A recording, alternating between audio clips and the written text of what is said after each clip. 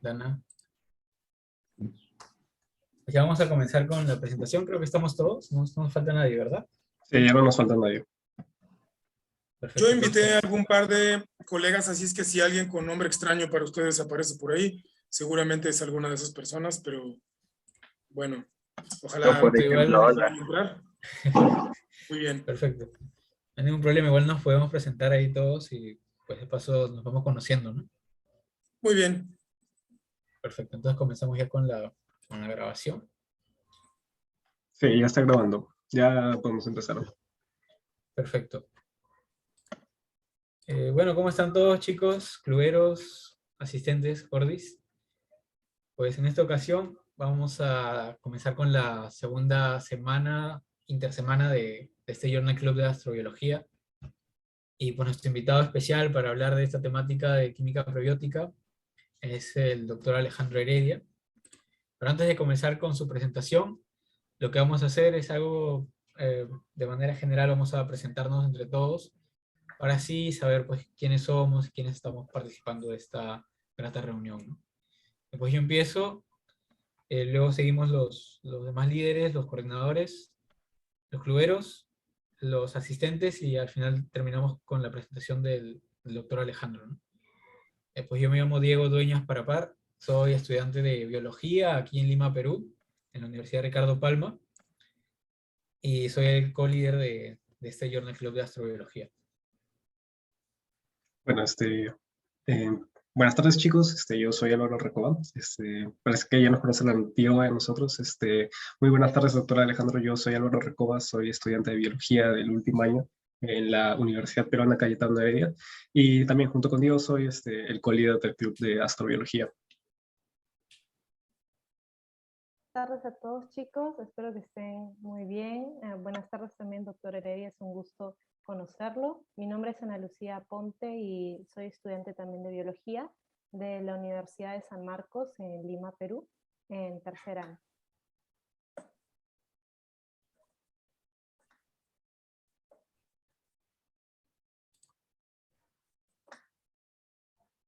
Tal vez ahora podríamos presentar a nuestro único asistente, ayudante externo, que sería Tila.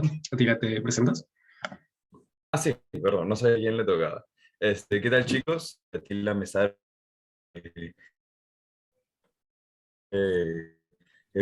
biología de los anteriores 3 semestres.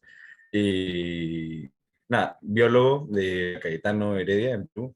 Y ahora estoy trabajando para The Mars Society.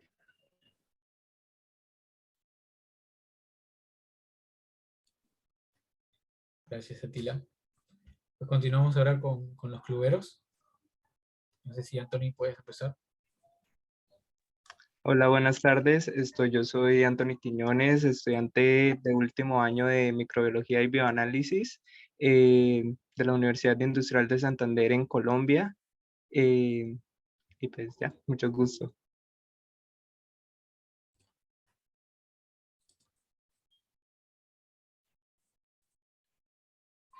Gracias, Anthony. No sé si otro clubero desea comenzar.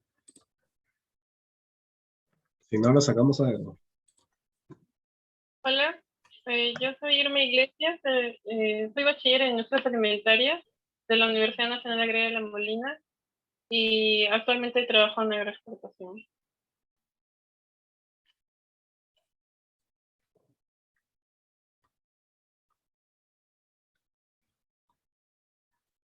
Hola, buenas tardes. Yo soy Dana Camila Jaimes y soy estudiante de pregrado de Geología en la Universidad Industrial de Santander, en Colombia. ¿No quiere hablar? Sí. Buenas tardes, soy Rolando Conga, estudiante del cuarto año de la carrera de Biología en la Cayetano Heredia.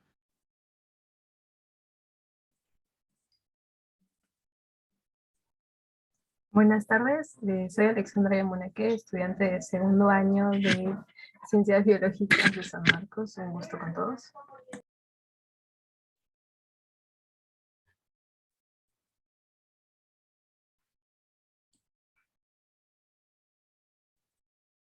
Perfecto, creo que ahí combinamos con los cluberos. Ahora no sé si pueden presentarse Gabriela y José.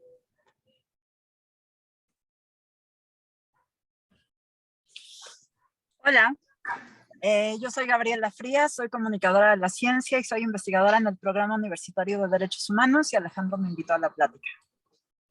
¿Qué tal? ¿Cómo están? Gracias, Gabriela. ¿Qué tal? ¿Todo bien por aquí? Qué bueno. José. Hola, ¿ya salgo? Sí. Hola. Bueno, yo soy José, soy de México, me invitó el doctor Alejandro y actualmente, pues bueno, soy profesor de secundaria y soy egresado de aquí de Puerto Vallarta de la Universidad de Guadalajara. Mucho gusto a todos, todas. El gusto es nuestro también. Bueno, ahora sí continuamos y pues voy a presentar al doctor Alejandro. Pues más que nada va a hacer su presentación académica y pues él nos hablará luego de su experiencia como profesional, ¿no? Y también pues de su carrera académica, ¿no? Y dónde estuvo y todo lo demás.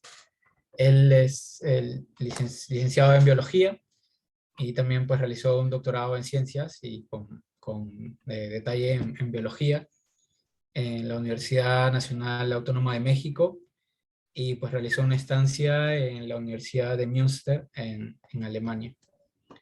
Él es actual investigador titular A del Departamento de Química de Radiaciones y Radioquímica del Instituto de Ciencias Nucleares de la UNAM.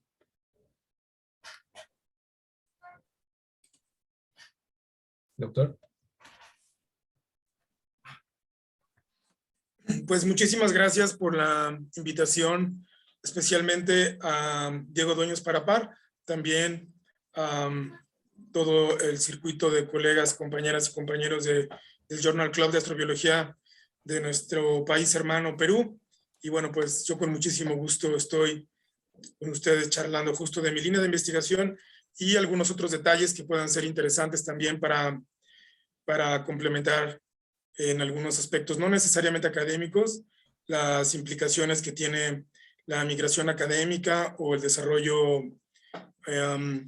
laboral académico en un laboratorio de investigación en ciencia básica. Pero bueno, me da muchísimo gusto estar con ustedes y bueno, pues primeramente recordarles también que estamos a mitad de la pandemia por COVID-19, nuevas cepas y algunas condiciones también distintas como el invierno en algunos países, entre ellos México, por ejemplo. Y bueno, pues solamente tener cuidado de tener la sana distancia, utilizar cubrebocas, también enemistarse un poco con el azúcar y los carbohidratos, que una de las moléculas, la angiotensina, de uno de los tipos, también colapsa los vasos al interactuar con el virus y con el azúcar. Entonces, hacer ejercicio, andar en bici, caminar, etcétera, etcétera. Y bueno, pues con mucho gusto estoy con ustedes. Comenzamos cuando ustedes lo dispongan. Claro, tal vez como le comenté al inicio, podemos empezar hablando de su carrera académica. Tal vez nos puede comentar un poco de dónde ha hecho usted algún tipo de pasantías, si es que la ha hecho, dónde ha realizado maestrías, en qué otros países ha estado y cómo le ha ido como investigador. Yo comencé mi estancia doctoral con una beca de la DAAD. DAAD quiere decir en alemán Sistema de Intercambio Académico Alemán. Y comencé en Marburg, que es un sitio cerca de Frankfurt. Hay dos Frankfurt. Hay un Frankfurt que está cerca de Polonia y el Frankfurt que conocemos normalmente, que es el que tiene el aeropuerto grande. Entonces fue cerca de ese Frankfurt. Y luego me mudé a este lugar que se llama Münster, o Münster, con diéresis en la U. Estuve en Alemania desde el año 2003 hasta el 2006. Y pues esta beca DAAD tiene algunas características más o menos especiales, por ejemplo, el apoyo económico anual que da el gobierno alemán a quienes somos becarios o fellows de este sistema de becas. Otra de las características es que uno tiene que tomar un curso intensivo de alemán, que es un idioma que en el planeta se habla relativamente poco, es decir, quizás ahí medio alguna excolonia africana de los alemanes en la Segunda Guerra de los nazis, desafortunadamente existieron, bueno, todavía existen desafortunadamente, algunos nazis trasnochados por ahí, pero en general se habla en Austria, el alemán se habla también en Suiza, quizás en las zonas fronterizas que cambiaron de estos linderos, estas limitaciones, estos límites, estas fronteras después de la Segunda Guerra Mundial en Francia, pero claramente en Alemania, que bueno, no es el único lugar donde se habla, pero grosso modo es así. Y esa es la primera barrera a la que uno se enfrenta cuando migra a un país que no es de habla inglesa. Otra de las limitantes, por ejemplo, es la moral de alguna forma la moral que se maneja de alguna forma en estos laboratorios en los países desarrollados, en donde la publicación científica es de gran relevancia. Yo he platicado con muchas personas cercanas a mí, por ejemplo, Gaby Frías, que está por aquí, y yo platicamos acerca de este miedo a las publicaciones, del miedo a proyectarse continuamente en estos medios científicos, algo que discuto también con Humberto, algunas veces con la doctora Lilia Montoya, también de la Universidad del Estado de Morelos, que también fue invitada, pero bueno, por alguna cuestión no pudo entrar. Y en estos laboratorios normalmente no hay como ese problema ante la proyección científica propia de publicar 1, 2, 3, 5 u 8 artículos al año. Entonces, uno cuando comienza a competir con estas instituciones científicas de países desarrollados, uno se da cuenta que uno sale con un artículo, con 2 artículos para hacer el doctorado ahí. Cuando los estudiantes ahí, por ejemplo, ya tienen 5, 6, 7 artículos, no sé, ya casi terminando el doctorado. Entonces, la moral científica me parece que es una de las principales barreras que uno confronta. Desde luego que la barrera cultural. Alguna persona me preguntó a mí en Alemania, por ejemplo, cuál era mi tribu, ¿no? En México. Entonces, eso quiere decir en primera que son personas muy lejanas a la realidad latinoamericana, muy lejanas a para mi visión, es un país inmenso, deberíamos transitar con un pasaporte único en nuestra América Latina, y ellos están muy lejos de esa forma de ver las cosas. Y no ven con claridad, por ejemplo, que América Latina tiene una cultura casi única, no importa que seamos de origen portugués o de origen hispánico, pero somos muy parecidos. Y es muy distinto, por ejemplo, un finés, una persona de Finlandia, a una persona, por ejemplo, de Holanda o del sur de España, en Andalucía, etc. Sin embargo, tienen esta unión económica y unión política. Entonces, este contraste cultural se refleja en muchos aspectos, y mucho de eso tiene que ver con la ignorancia que tiene la gente en Europa sobre nuestro gran continente, sobre nuestra América. Y eso fue alguno de los contrastes, pero esencialmente me parece la cuestión de la productividad y de la necesidad de proyección. Me parece que en América Latina hace falta un poco más de ese espíritu, digamos, revolucionario en términos científicos, y eso me parece que definitivamente Estados Unidos y Europa tienen un carácter mucho más firme. Eso en el sentido de Alemania. Por ejemplo, estando también de postdoc en Estados Unidos, ahí la cuestión ya es un poquito más aguda porque se traduce un poco más en el vínculo económico que hay entre nuestro subcontinente, nuestra América Latina, y la parte norte del continente, especialmente Canadá y Estados Unidos, en donde ya hay como violencia hacia la comunidad latina. Entonces eso ya es así como muy raro. Me pareció a mí un espectáculo circense bastante pobre y salvaje además, que me tocó vivir desafortunadamente, pero está ahí. Entonces son el tipo de cosas que tenemos que tener en cuenta cuando migremos en general, pero más hacia los países que dominan académicamente y económicamente nuestra contaminada nave espacial, o sea, nuestro planeta Tierra, ¿no? Entonces, esos contrastes políticos, los contrastes económicos, científicos, el desarrollo de las personas, etcétera, se proyecta muy claramente cuando uno migra. Es una forma, a mí me pareció muy interesante, me parece formidable. Yo estuve 10 años fuera del país, 10 años fuera de nuestra América Latina, y pues sí fue muy positivo en muchos sentidos, pero también me di cuenta de otras realidades como sociales un poquito más duras. Por ejemplo, la cuestión de la discriminación, y muchas veces no tiene que ver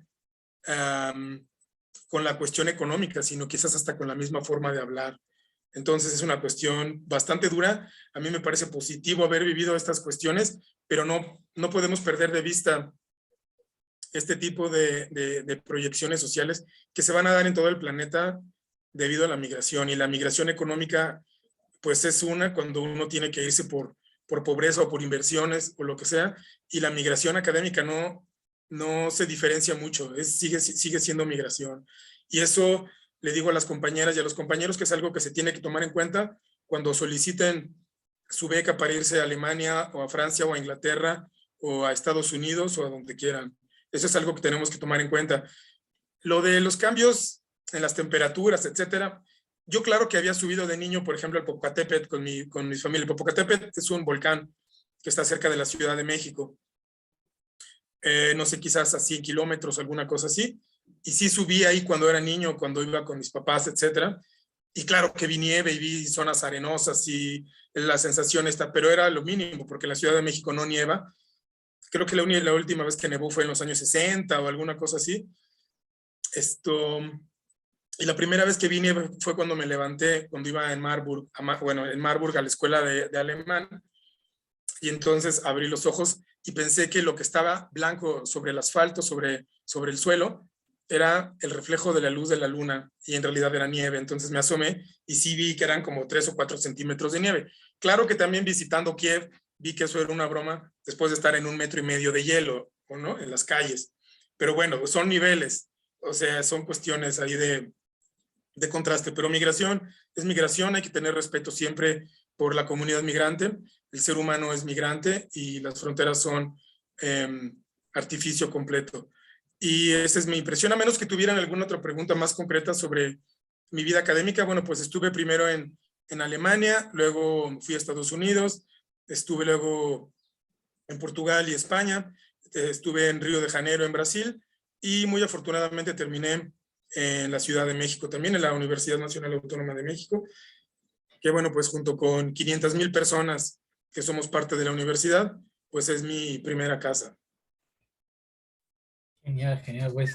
Muy buena. ¿Se me escucha? Sí, ¿no? ¿Sí? ¿Sí? ¿Aló? Sí, se escucha. Ok. Sí, iba a decir que, pues, muy buena reflexión, doctor.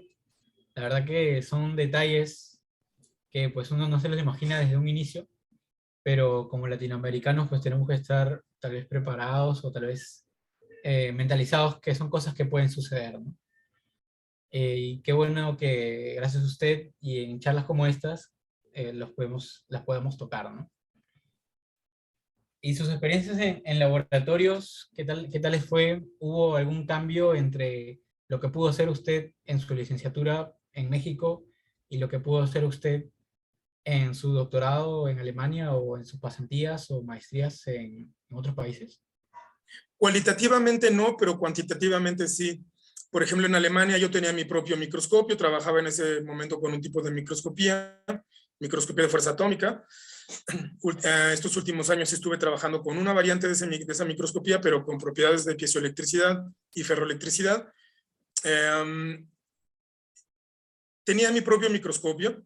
Cuando en nuestra América se tienen 2 o 3 microscopios por instituto, o un laboratorio muy grande de 50 personas, no sé, tiene 2 espectrómetros de infrarrojo, etcétera. Entonces, me parece que el nivel es el mismo, podríamos organizarnos mejor, pero el desempeño me parece que sí hay algunas variantes en cantidad, pero en calidad me parece que de ninguna forma. Siento que por lo menos en mi desempeño en ese momento que estaba muy sumergido en los temas en los que estaba trabajando, que desarrollaba en ese momento, yo siento personalmente, quizás voy a pecar de arrogante, pero no sentí en ninguno de los laboratorios donde estuve que hubiera como mayor robustez o mayor desempeño en términos de calidad en relación a los laboratorios donde había estado en América Latina. Ajá. Especialmente, bueno, pues en mi área de vida, que es la Ciudad de México, algún otro laboratorio en otro lugar de la República Mexicana, ¿no? Pero en general no, me parece que no. Es cuestión más bien de organización. Es una muy buena pregunta a partir de las comparaciones que se hacen muchas veces en las discusiones, en donde algún investigador, alguna investigadora o profesor dicen, es que no podemos competir porque allá los recursos son de tal forma, ¿no? Me parece que no es así. Genial, muchas gracias por la respuesta, doctor. Y no sé si mis compañeros, coordinadores o asistentes, cluberos, tienen alguna otra consulta que desean realizarles sobre este tema un tema abierto en realidad, que en un principio era hablar de la biografía, pero ahora pues nos estamos yendo un poco más a las realidades y a las cosas que puede tener pues Latinoamérica y el mundo, ¿no? No sé si tienen alguna otra pregunta. Me parece interesante que comenten esto último, que tal vez a nivel académico no es nada, aquí en Latinoamérica no tenemos nada que envidiarles a los que se hace en Estados Unidos, Europa, más la cantidad de equipo y facilidad que tienen para hacer investigaciones. Y destaco en eso, porque siento que a veces la gente que no está involucrada en la investigación tiende a disminuir el trabajo que se hace aquí. Entonces, hace unos cuantos meses ya, en el país ha sucedido no meses, varios años. Hay gente que está despreciando al Instituto Nacional del Mar, el que hace investigaciones oceanográficas y sobre manejo pesquero. Y bueno, lo que no saben muchas de esas personas es que el IMARPE, así se llama este instituto, es un instituto que se ha hecho un nombre casi por sí solo y que dentro de Latinoamérica es de los más reconocidos a nivel internacional. Y eso da mucho de cómo es la percepción sobre la ciencia que se hace aquí en Latinoamérica en comparación a Europa y Estados Unidos. Y me parece importante resaltar eso y que también lo sepan a los demás cluberos, que la calidad de la producción académica que se genera aquí no tiene nada que envidiarle a la producción que se hace en otros sitios. Lo único que podríamos envidiar tal vez son los recursos, pero de que somos capaces de poder hacer investigación de calidad aquí, eso no hay que olvidarlo.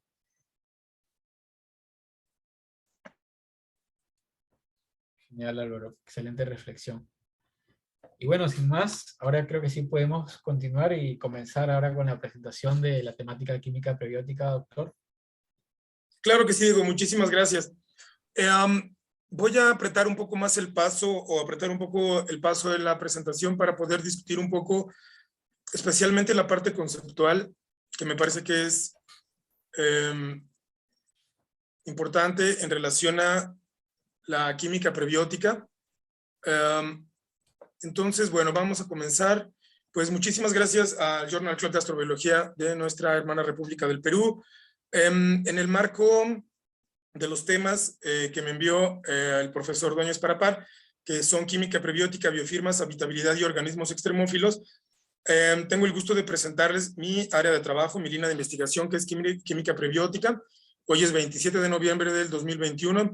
Ya me presentaron, pero bueno, soy investigador titular del Laboratorio de Evolución Química del Departamento de Química de Radiaciones y Radioquímica del Instituto de Ciencias Nucleares de la Universidad Nacional Autónoma de México. Está mi Twitter, está mi correo electrónico aquí y mi número de ORCID, por si quieren echar un vistazo a mis publicaciones.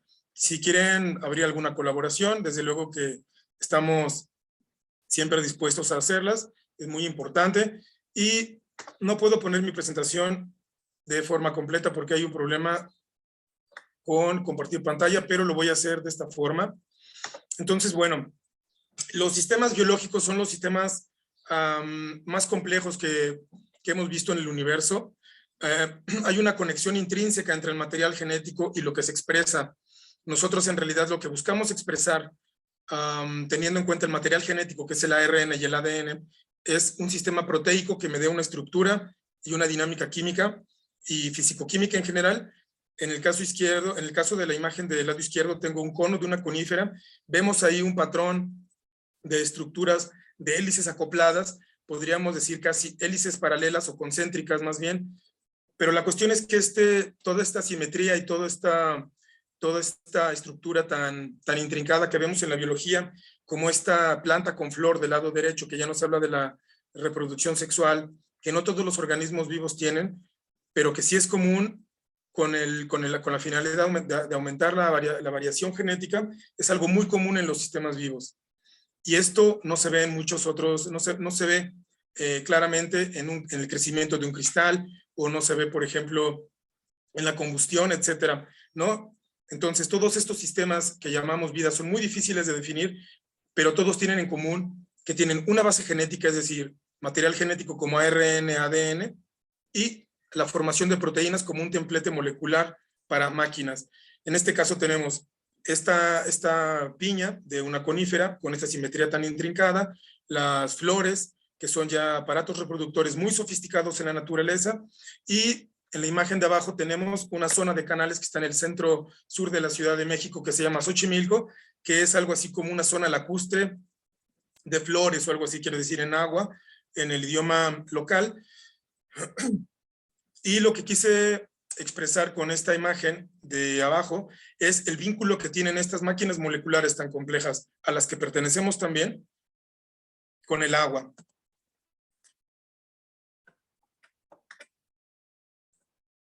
¿Se ve la segunda? Gracias. Vamos a discutir en esta presentación sobre química prebiótica dos niveles de complejidad que considero en mi grupo de trabajo. El primero es la síntesis de las piezas del rompecabezas o de estas máquinas moleculares de las que somos parte, y la otra, que es la segunda parte que está abajo de las dos imágenes, que es el autoensamblamiento o el autoensamblaje o autoensamble supramolecular, que ya nos va a traer algunas propiedades parecidas a las de la vida, por lo menos propiedades estructurales y cierto dinamismo que se genera en ambas partes organizativas. Entonces, en estas imágenes tenemos quizás un planeta con una parte de un disco protoplanetario. Del lado derecho tenemos a Urey y Miller, que son las personas que en los años 50 hacen esos primeros experimentos de síntesis prebiótica de compuestos químicos ya complejos, de relevancia biológica, a partir de compuestos químicos muy sencillos, de algunos cuantos átomos, y que no tienen absolutamente nada que ver con la vida. Dentro de algunos experimentalistas que hicieron vanguardia en el autoensamblamiento, en esta química supramolecular, tenemos un mexicano que hizo el bosque de Chapultepec y que tiene una publicación en Science de 1942 más o menos, que se llama Alfonso Luis Herrera. Chapultepec es un parque muy grande que hay en la parte central de la Ciudad de México también, y aquí estamos hablando del año 1900, es decir, 50 años antes de los experimentos de Miller y Urey, y unos 30 años antes de la propuesta de Haldane y de Oparin, que es de súper gran relevancia. Vamos a la parte de la síntesis de estas piezas del rompecabezas que les llamamos moléculas. Algunas referencias ya no necesariamente actualizadas para esta presentación, pero vamos a hablar de 2010, entre 2010 y 2015, etcétera. Hablan de cerca de 200 moléculas, orgánicas. Hablo de moléculas orgánicas porque los silicatos, por ejemplo, que son minerales, también tienen una parte molecular, es decir, son compuestos que tienen enlaces covalentes, y eso ya los hace moléculas. Pero aquí estamos hablando de moléculas orgánicas, ya hay como tablas que nos dicen qué características y qué propiedades tienen estas moléculas orgánicas que se hallan en el espacio interestelar, pero esto no es nuevo. Berzelius o Friedrich Wöhler, Berthelot y muchas otras personas del siglo XVIII, del siglo XIX, ya habían hecho síntesis, por ejemplo, de tintes y de algunos compuestos orgánicos relevantes para la química industrial, debido a la independencia de muchas de las regiones en el planeta, que eran colonias que se comenzaban a descolonizar. Entre esas regiones, pues el año de 1810 hacia los 10, 15, 20 años posteriores, pues marcan las independencias, excepto creo que la de Haití, que es un poquito anterior en nuestra América. Y la independencia norteamericana, bueno, también sin duda es de gran relevancia. En México, por ejemplo, Andrés Manuel del Río caracteriza un elemento al que llama eritronio, ahora se llama vanadio. No entiendo por qué no se llama eritronio si su descubrimiento fue anterior. Melchor Ocampo, que fue también un legislador importante en la época juarista, estudia el virus de la rabia, y en sus escritos también habla de una pequeña caja que imprima imágenes. Entonces, estas discusiones las tuve con la doctora Lilia Montoya Lorenzana de la Universidad del Estado de Morelos, Autónoma del Estado de Morelos, y quizás lo que hemos discutido es que se trataba tal vez de algún tipo de sistema fotográfico que pues ya habla del trabajo de sales metálicas, especialmente las sales metálicas, por ejemplo, que se utilizaron en los daguerrotipos o en la fotografía. Cuando hablaba, por ejemplo, de estos sistemas genéticos que dan información, me refería en los sistemas abióticos, en los sistemas prebióticos, quizás a los sistemas cristalinos que se forman geológicamente para dar origen a una estructura un poco más arreglada estructuralmente, es decir, mejor acomodada. Como estamos viendo en esta imagen, tengo ahí una ecuación termodinámica en donde si yo reduzco la parte del menos T delta S es desorden. Menos T delta S es desorden. Si yo reduzco esta parte, lo que tengo es que la formación de mis compuestos se va a parecer mucho a qué tanto le gusta formarse ese compuesto, que es la entalpía, que es la delta H.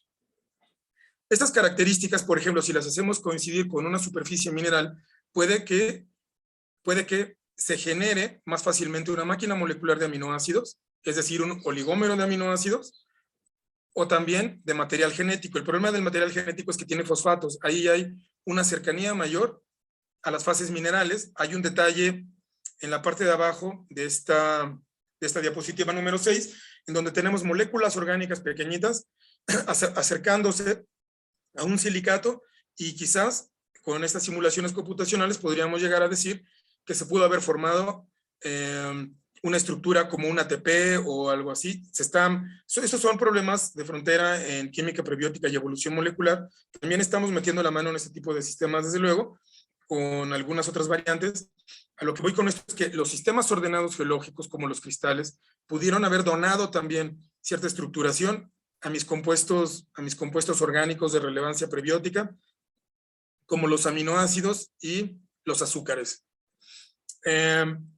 La discusión sobre la vida no es nueva. Tenemos el caso de Aristóteles, tenemos el caso de muchos filósofos, de muchos científicos. En los códices también en los códices de las culturas prehispánicas aparecen muchos datos de este tipo también. En el caso de Hegel, estamos hablando por ahí del año 1800, más o menos. Se habla en términos de la relevancia de los sistemas vivos en su libro La naturaleza, o filosofía de la naturaleza, perdón, y es una discusión viva lo que es la permanencia o la evolución de los sistemas vivos. En el caso de Hegel, una vez que aparece un sistema vivo, ya no cambia. Claramente que 50 años después, una persona que se llama Darwin, que acaba de cumplir años la publicación del origen de las especies a través de la selección natural, genera un cambio radical en esta forma de ver las cosas. En el caso de la química prebiótica y evolución molecular, tenemos los trabajos de John Haldane, que son en tiempo más o menos paralelos al de Oparin.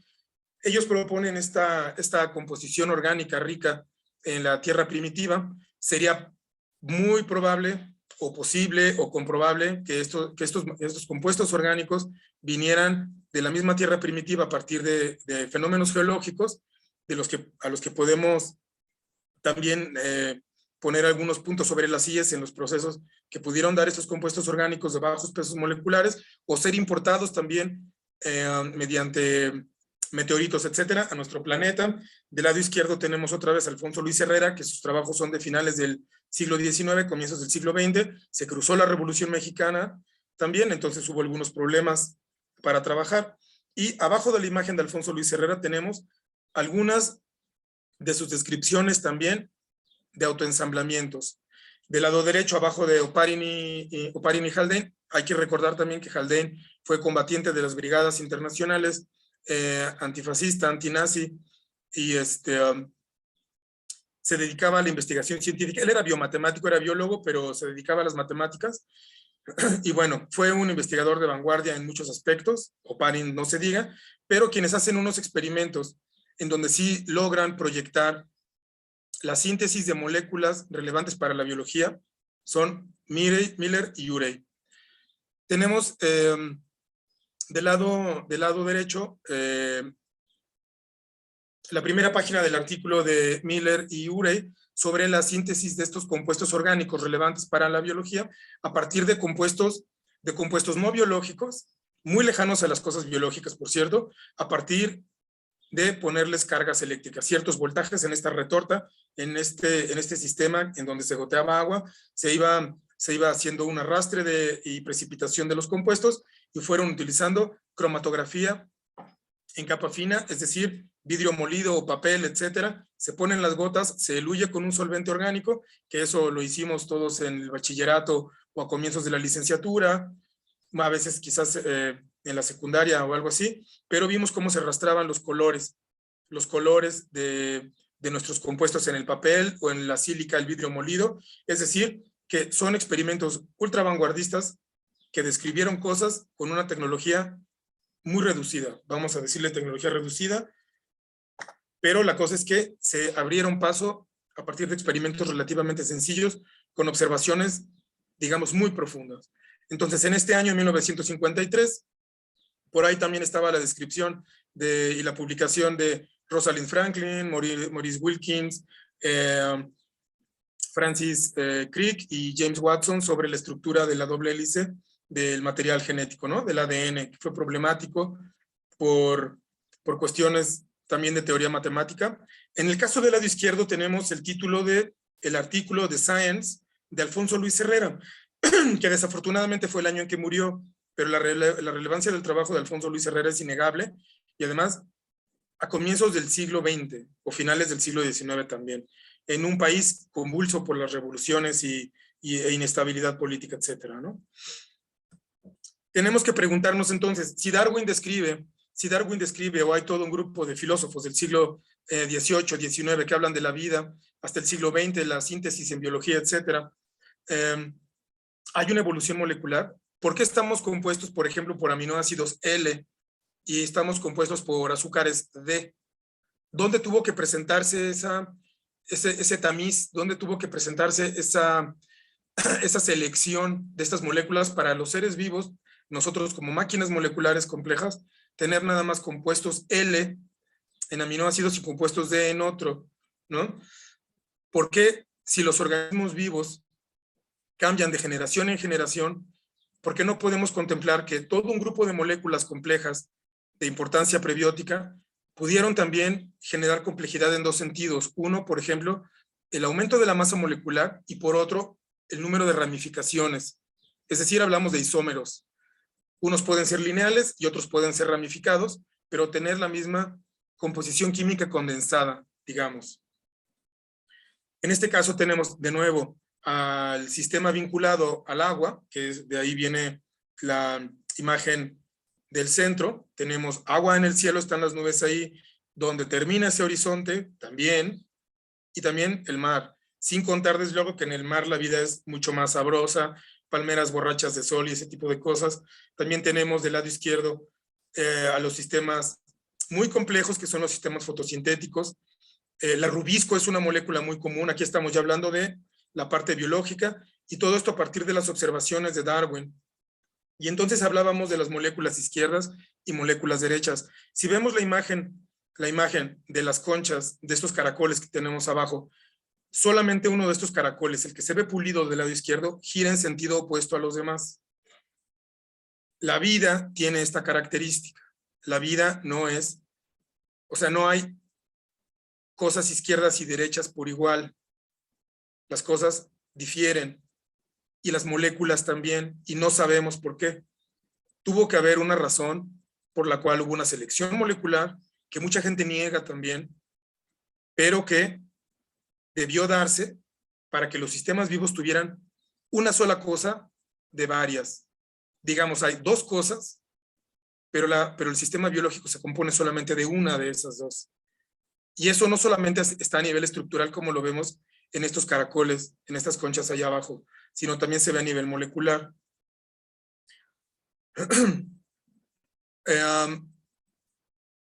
También, bueno, en el centro de la Ciudad de México está este parque, Chapultepec se llama, y ahí está el Cárcamo de Dolores. Este Cárcamo de Dolores es el depósito de agua que a comienzos del siglo XX, como hasta el año 40 quizás, distribuía agua a la Ciudad de México.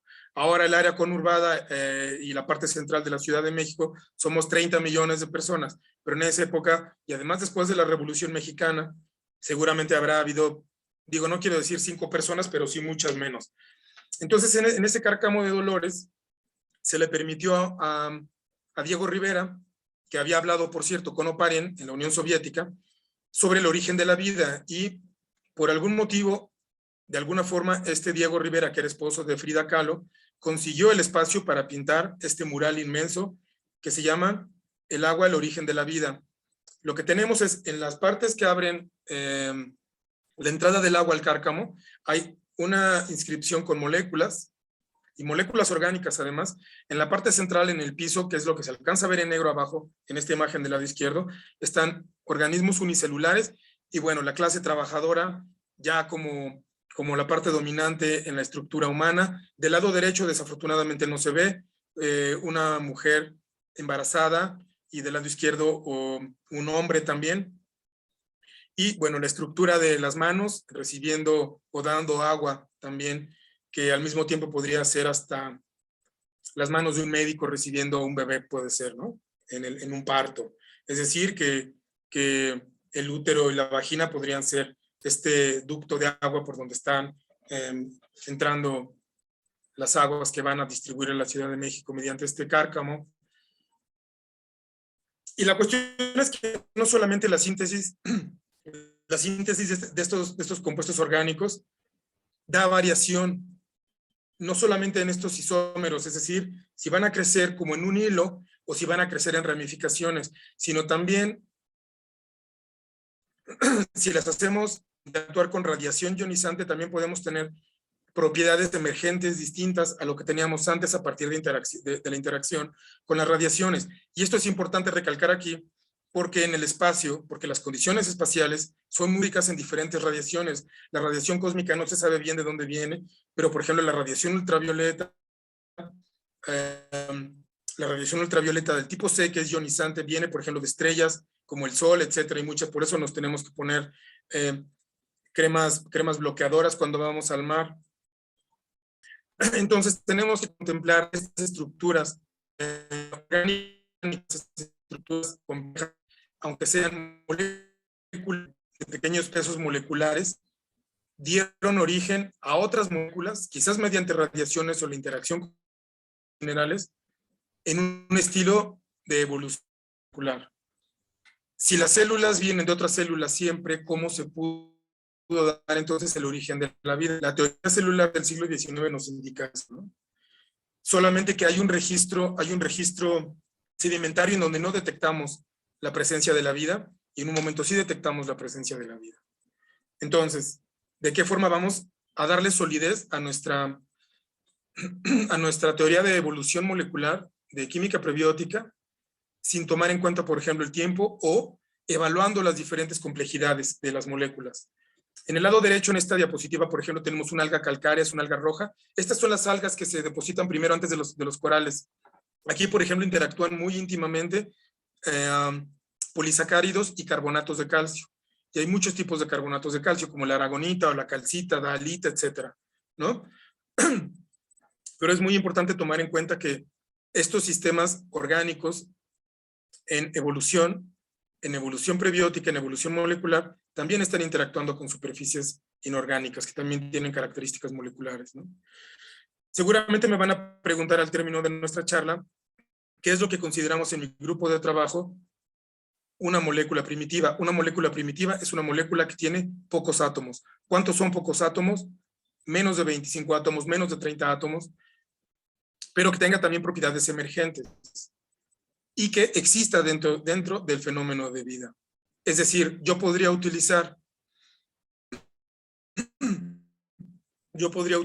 una molécula de un silicato, por decir alguno, lepidolita, ¿no? Un silicato que es un tipo de mica, pero si yo no lo encuentro jamás en un sistema vivo, aunque sea un sistema de bajo peso molecular, etcétera, si yo jamás lo encuentro en un sistema vivo, no me va a interesar estudiarlo. Y resulta también que en el caso de la glicina, cuando la irradiamos, genera otras propiedades. Y esta molécula también tiene unas propiedades bastante exuberantes. Entonces hablamos de la síntesis de las moléculas, la síntesis de las piezas del rompecabezas, pero ahora vamos a ver cómo poder ensamblar estas piezas del rompecabezas.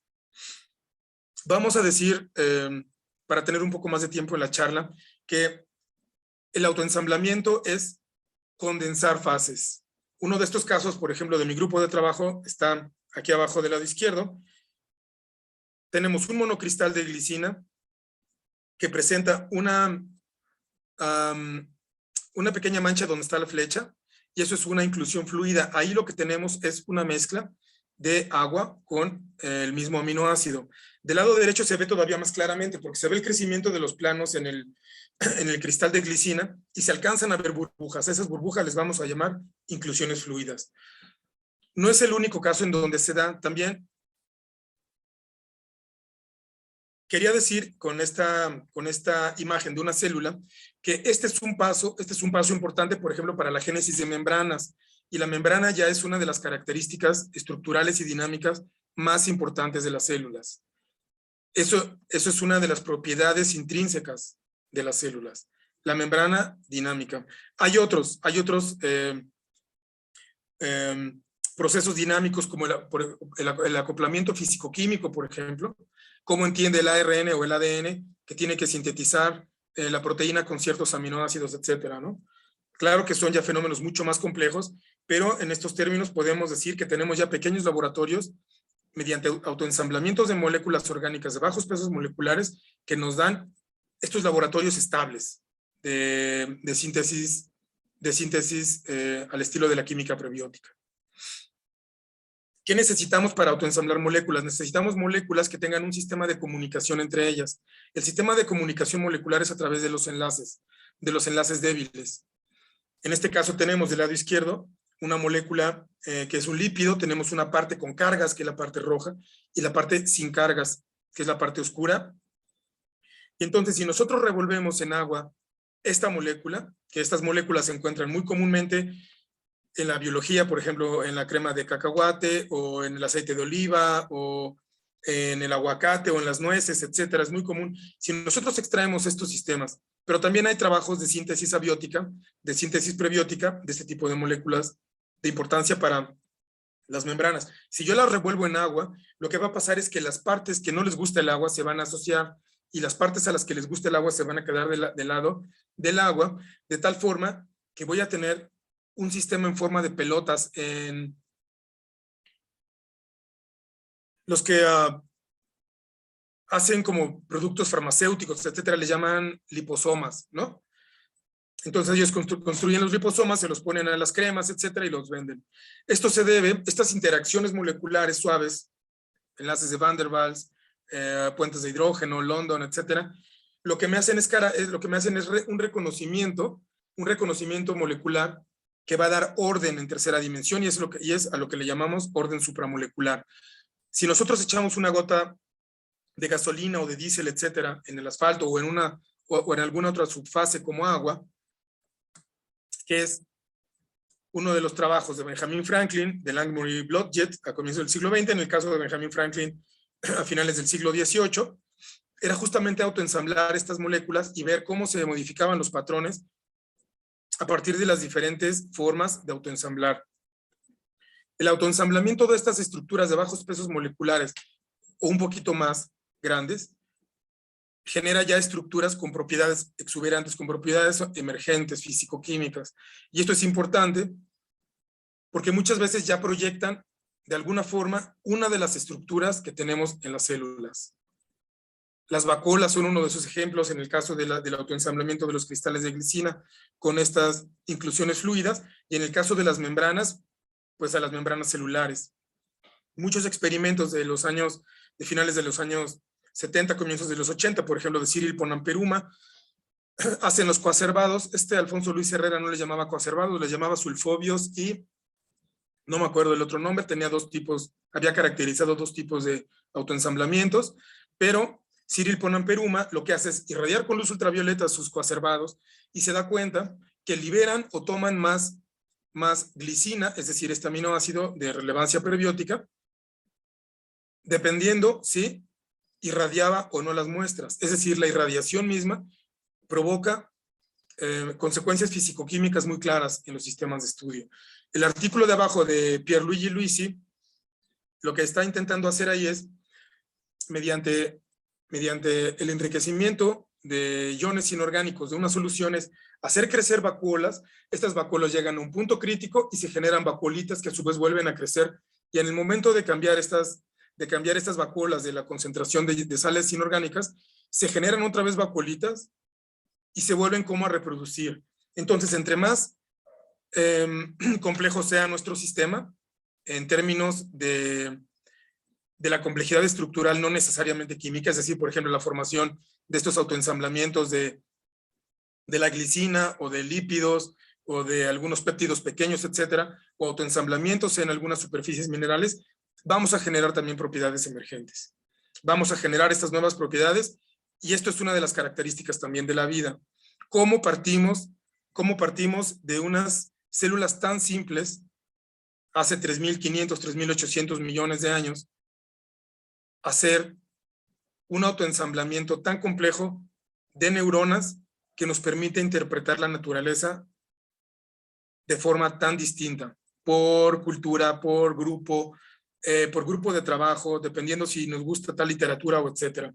Y todo eso es a partir del autoensamblamiento, de la formación de estos compuestos de relevancia prebiótica y de la emergencia de estas propiedades novedosas a partir de estos materiales complejos.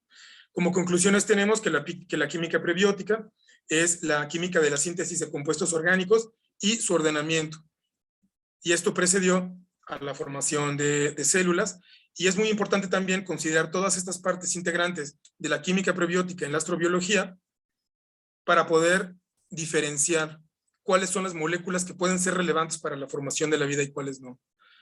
Un ejemplo de esto es, si hablamos con alguien que discuta, por ejemplo, de la formación de sistemas moleculares en el espacio, nos va a decir que solamente existen estos aminoácidos o algunos quizás oligómeros de algunas otras cosas que tengan enlaces covalentes que sean relevantes para la astrobiología, pero podríamos considerar también las superficies, por ejemplo, de grafito o de grafeno, que también son estructuras moleculares. Es carbono de origen mineral. Las estructuras minerales también de silicatos y muchos otros tipos. Los carbonatos también tienen carbono, también son estructuras moleculares que están por ahí vagando en el sistema solar y en el universo. Y bueno, pues muchísimas gracias. Y si quedaron algunas preguntas y comentarios, bueno, pues adelante, por favor. Muchas gracias. Es importante seguir cuidándonos también y andar en bicicleta y caminar. Gracias, doctor Alejandro. Bueno, chicos, ¿tienen alguna consulta? ¿Alguna pregunta sobre la presentación? Sí, de hecho, no sé si podría empezar yo, tenía una consulta. Sí. Adelante, ¿Sí? Ana Lucía, claro que sí, con mucho gusto. Bueno, en primer lugar, buenísima su presentación, me gustó bastante. Quisiera, digamos, o tenía una duda. A veces, o mejor dicho, la química prebiótica, usted mencionaba que se basa, digamos, en un poco en cómo conocemos la vida para así poder determinar sistemas que se parezcan y, digamos, identificar patrones y en base a ello hacer investigación. Sin embargo, quisiera saber cuál sería tal vez el rol de la química prebiótica o cómo es que usted tal vez podría orientar estos conocimientos si es que la vida en otros planetas tal vez no es como la conocemos, tal vez no se parece tanto a lo que ya tenemos en la Tierra o a algo que se ha encontrado afuera. Muchísimas gracias por la pregunta, compañera Ana Lucía, muchas gracias. La cuestión es que la tabla periódica y muchas de las cosas que vemos como ordenadas de forma natural, claro, o sea, evidentemente hay una traducción que hacen nuestros sentidos para interpretar esa cosa que estamos viendo de forma empírica en la naturaleza, y eso nos lleva al acomodo para entender mejor las cosas. Una de esas cosas que podemos entender de mejor forma a partir del acomodo que tiene es la tabla periódica. Entonces, o sea, los sistemas compuestos por carbonos, por ejemplo, la isomerización, la forma de construir los sólidos y de transitar de un sólido con ciertas propiedades a algo que no necesariamente es sólido, sino que puede ser gaseoso o líquido, a partir de carbono, nos condena necesariamente a reconocer solamente sistemas vivos como los conocemos en la Tierra.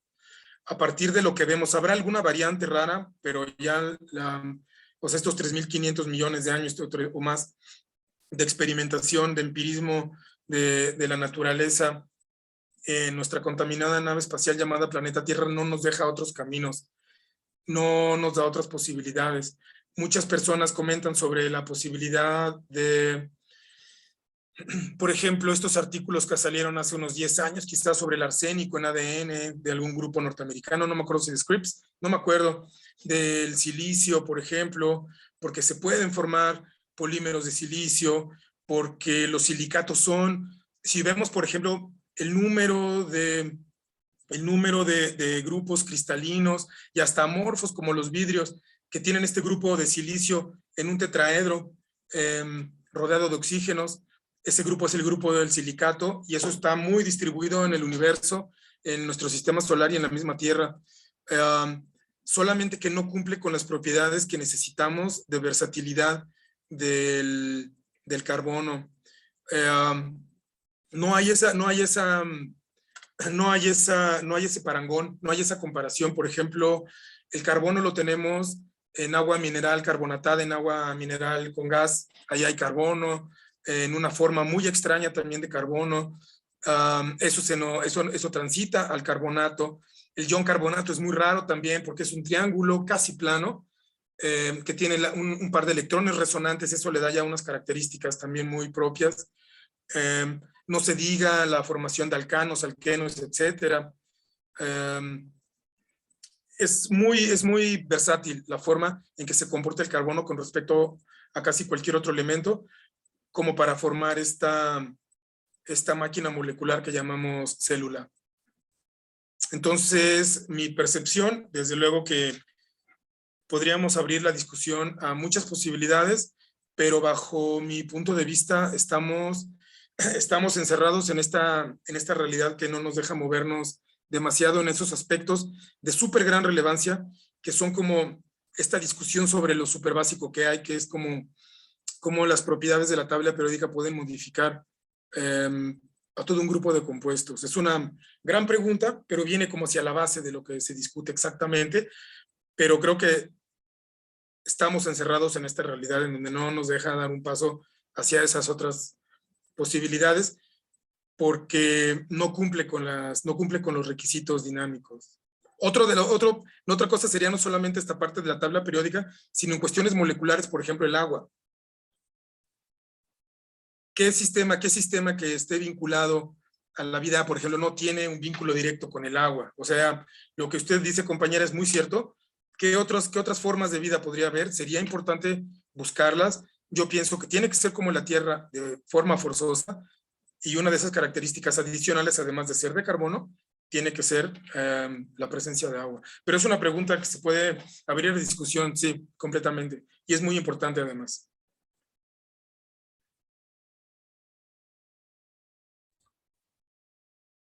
¿Alguna otra pregunta? Tengo una duda. Disculpa. No, primero, tú, tira. No, tú. Dale. Muchísimas gracias, doctor. Me encantó la opción. Muchísimas gracias por darnos su tiempo de hoy. También es una pregunta más, me encantaría saber cómo es un día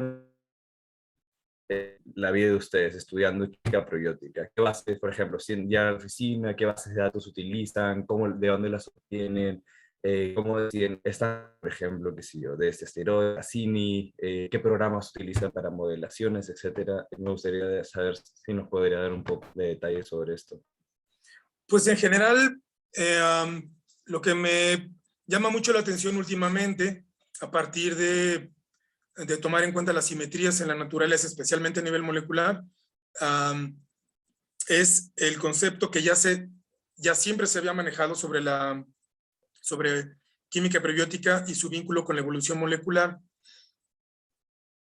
Solamente que es muy difícil trabajar experimentalmente en estas cosas. No quiere decir que no lo hayamos estado haciendo o lo estemos haciendo, aunque con menor capacidad, quizás por lo de la pandemia, etcétera, pero nos estamos enfocando más a la parte de simulaciones computacionales y utilizamos, a algunos estudiantes les interesa, por ejemplo, para hacer sistemas muy pequeños, quizás de menos de 8 átomos, 10 átomos, Gaussian, otras personas. También depende del nivel de teoría, cómo se comienza el día con una pregunta así. Mi forma de ver las cosas últimamente, por ejemplo, es considerar las propiedades termodinámicas que hay en la quiralidad, en cosas que se sabe que la quiralidad favorece o no una parte. Entonces, averiguo qué es lo que favorece esa parte, que tiene la estructura L o D, lo que le dé la gana, y cuáles son los parámetros posibles que favorecen esta cosa, la L o la D, la mano L o la mano derecha, la mano izquierda o la mano derecha de mi molécula o de mi concha, de mi caracol, lo que sea. ¿No? Todas estas estructuras que tienen simetrías espejo y se favorece una. Entonces, una vez que estoy analizando esta estructura, lo que digo es, yo las cosas, la problemática que intento resolver es con polisacáridos. Bueno, pues tal vez. Tal otra persona está trabajando con azúcares. Está trabajando tal persona con gliceraldehído. Entonces llamo al estudiante. Yo mismo me pongo a hacer las simulaciones. Yo trabajo con Hyperchem, que es un programa que es muy versátil, que es muy fácil de utilizar y además para computadoras personales se puede trabajar con cientos de átomos. Yo tengo una computadora que tiene un procesador i7 y trabaja de maravilla, ¿no? En Windows, además, que yo soy de las personas promotoras de Linux, especialmente de la distribución de Ubuntu, pero en estos casos hay muchos programas computacionales, muchos programas de físico-química computacional, de química computacional, que están más en Windows. Se comienza a hacer un texto, se comienza a hacer una tabla con los diferentes valores que estoy obteniendo en los diferentes modelos y los contrasto.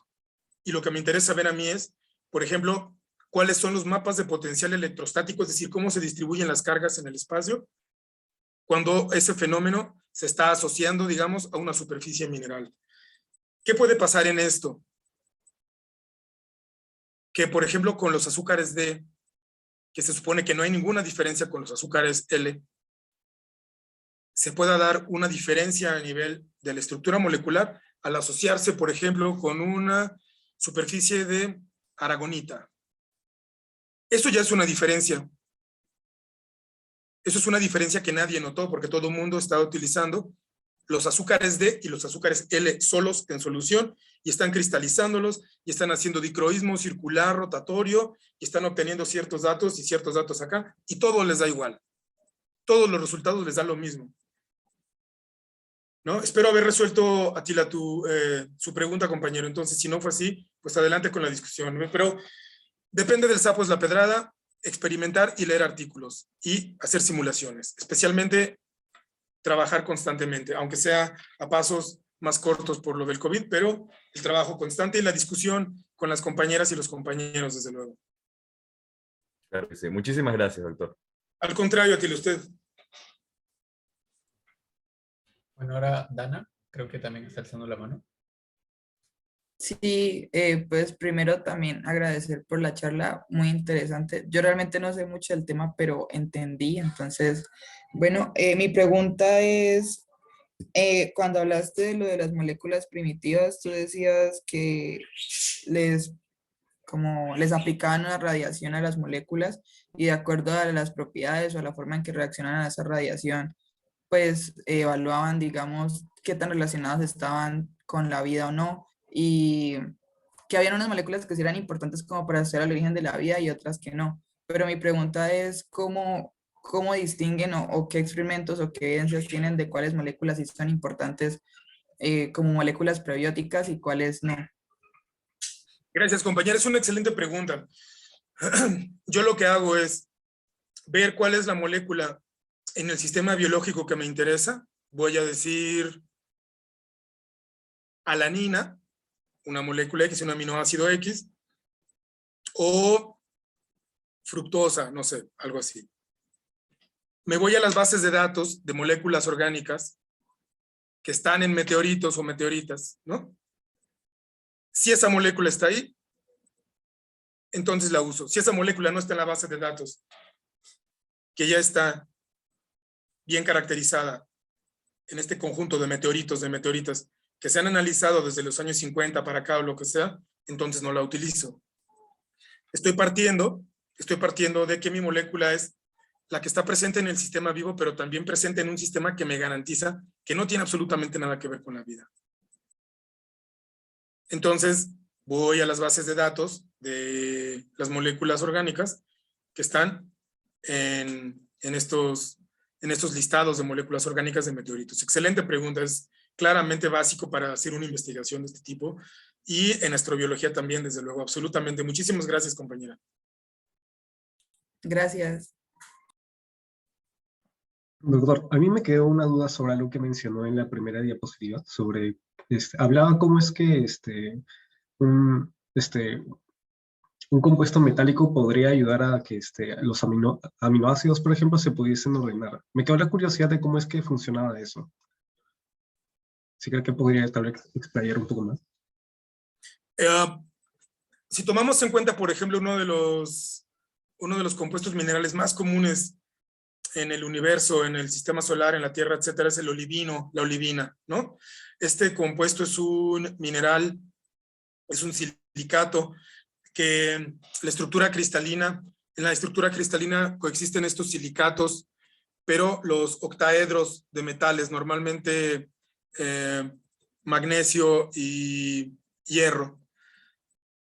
Cuando pasamos de ciertas temperaturas, estas fases que tienen que ver con la parte geológica y mineralógica pueden desprenderse, no sé, 1200 grados, 1300 grados, etcétera, desprenden partes minerales que son casi exclusivamente metálicas. Y entonces se nos formarían, por ejemplo, óxidos de hierro. Si mi olivina es rica en níquel o en cobalto o en lo que sea, se pueden formar los óxidos de estas fases metálicas también. Si yo tengo estas estructuras, estos átomos metálicos en una fase mineral rica en metal, vamos a decir, por ejemplo, la pirita, ¿no? La pirita es azufre y hierro. El hierro me permitiría ordenar las moléculas, los compuestos orgánicos, a su alrededor a partir de la interacción con la configuración electrónica, pero al mismo tiempo tener este juego de donar y aceptar electrones, dependiendo de la oxidación de mi metal, de tal forma que me permite ordenar las estructuras orgánicas, pero al mismo tiempo estar en este juego físico-químico de reactividad química. Y hay una cosa adicional, en el caso de los meteoritos o meteoritas, también tenemos muchas fases minerales que son magnéticas, ¿no? Entonces hay partes de la tabla periódica que les gusta esta propiedad tan extraña que es el magnetismo, ¿no? Samario, cromo, cobalto, manganeso, hierro, níquel, etcétera, ¿no? También hay fases minerales de importancia astrobiológica que son magnéticas y tampoco se sabe muy bien cómo coadyuvan en el ordenamiento de las moléculas orgánicas, pero pasa. En mis experimentos, por ejemplo, si yo tengo mi línea de campo magnético en una dirección, mis cristales de glicina se ordenan a 45 grados de las pastillas magnéticas, ¿no? Evidentemente lo estamos simulando, no todas las teorías que están en los programas, que eso tiene que ver con la pregunta también de Atila hace un momento, no todos los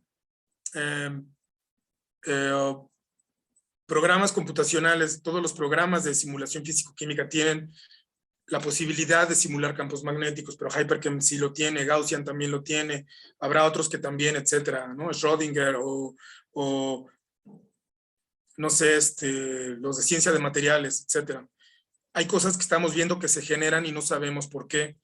La estructura metálica es importante en muchos aspectos, no solamente en la parte como de donar y aceptar los electrones y ordenar las estructuras, sino también da una importancia adicional cuando tenemos campos magnéticos. Entonces, resulta difícil entenderlo por el momento y lo estamos intentando simular también. Estamos haciendo una comparación de cosas. Puede que hayamos llegado a ciertas conclusiones con lo de los campos magnéticos, pero llevamos ya un par de años trabajando en ello, pero es difícil. Ni siquiera se entiende bien qué es el magnetismo. Están las ecuaciones ahí, pero no, o sea, los modelos no dan en todos los aspectos, ¿no? Gracias, compañero. Gracias, Álvaro. A usted, doctor. Ahora, Irma tiene una pregunta.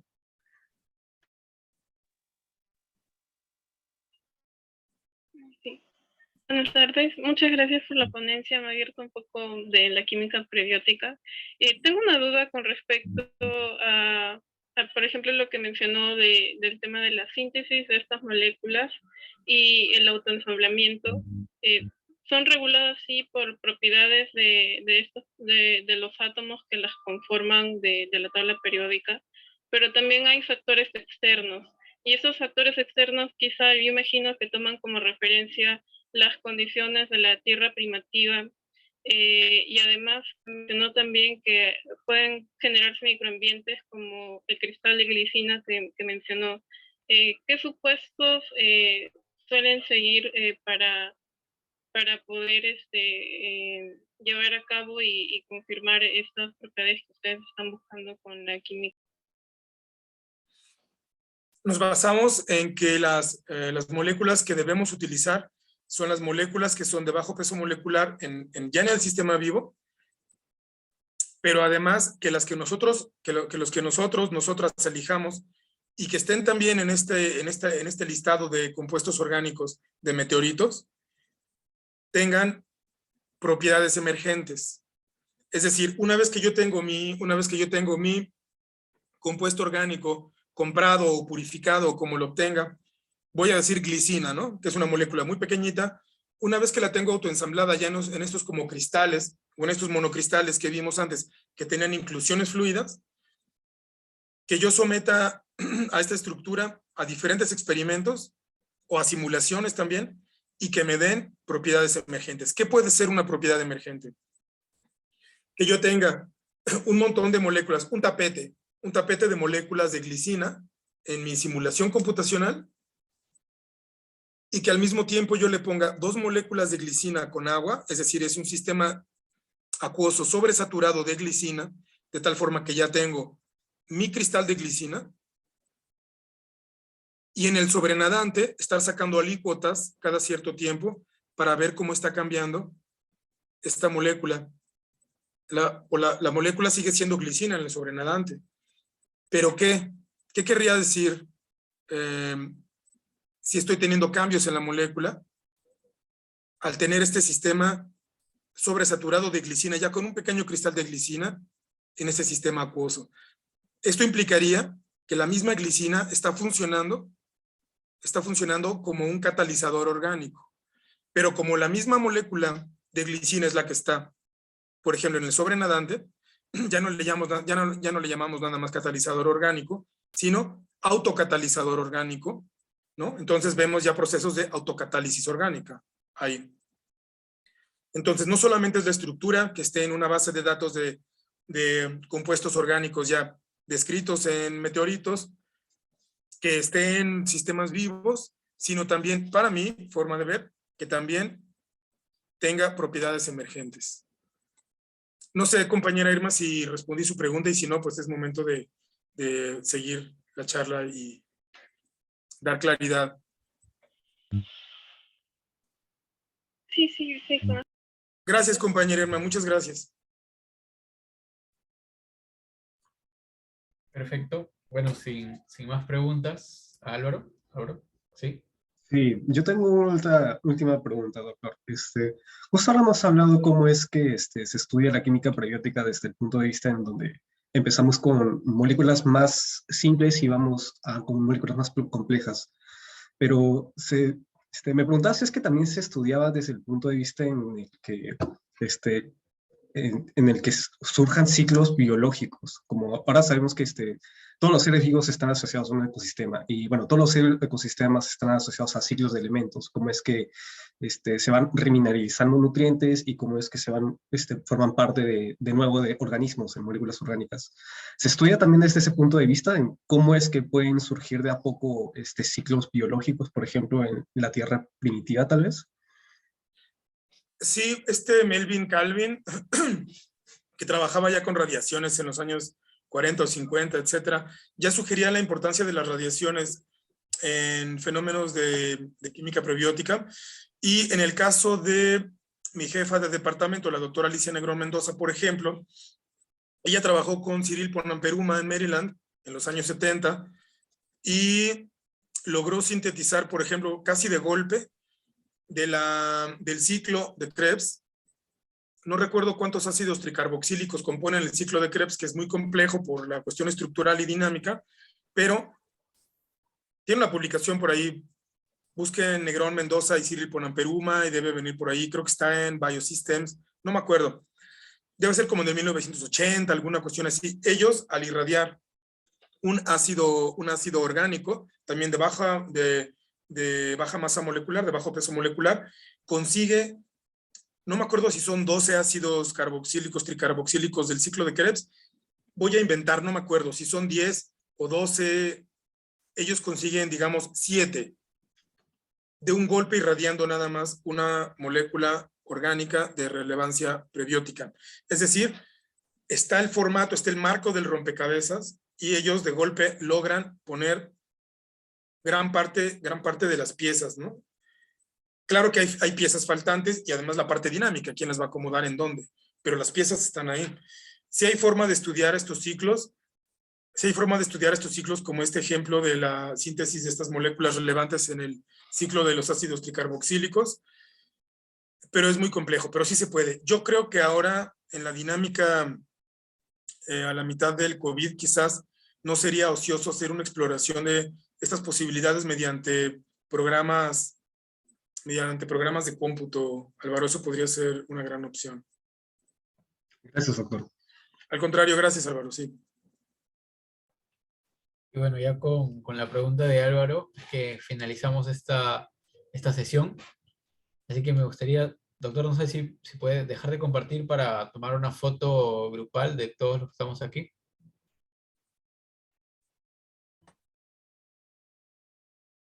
Sí, ahora chicos, prendan sus cámaras y sonrían para tomar la foto. Creo que se unió también la doctora Lilia Montoya.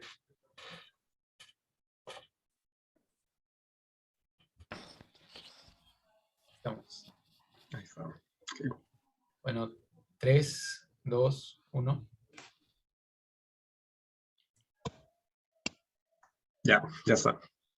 Perfecto. Bueno, agradecerle nuevamente, doctor, por su tiempo y por esta muy buena charla que ha podido dar el día de hoy. Y también agradecerle a todos los asistentes que han podido estar aquí presentes y también al equipo de coordinación que ha estado apoyando para que esta reunión se haga realidad, ¿no?